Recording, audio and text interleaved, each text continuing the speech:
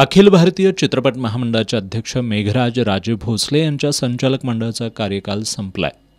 सध्या हे संचालक मंडळ काळजीवाहू म्हणून काम करत आहे। त्यामुळे या संचालक मंडळाला धोरणात्मक निर्णय घेण्याचा अधिकार नाही। असं असतानाही संचालकांनी मनमानी पद्धतीने खर्च केल्याबद्दल सभासदांनी धर्मादाय सह आयुक्तांकडे तक्रारी दाखल केल्या होत्या। यावर धर्मादाय सह आयुक्तांनी कार्यालयीन खर्च वगळता इतर खर्चांसाठी महामंडळाला आता निरीक्षकांची परवानगी घ्यावी लागेल असे निर्देश दिलेत। सह आयुक्तांनी महामंडळातील भ्रष्टाचाराची चौकशी करण्याचे आदेश दिले असल्याचंही माजी उपाध्यक्ष मिलिंद आष्टेकर यांनी सांगितलंय।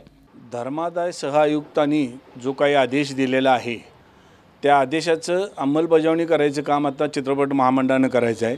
कुठलाही खर्च कार्यालयीन खर्च करायचा, कार्यालयीन खर्च सोडून जो काही खर्च करायचा आहे हा निरीक्षकांच्या परवानगीशिवाय करता येणार नाही आहे।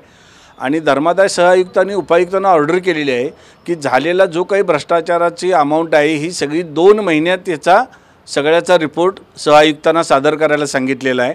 आमची मागणी एवढीच आहे की चित्रपट महामंडळ सुस्थितीत राहावं एवढीच मागणी आहे, म्हणून आम्ही धर्मादाय सह आयुक्तांच्याकडे गेलेलो होतो।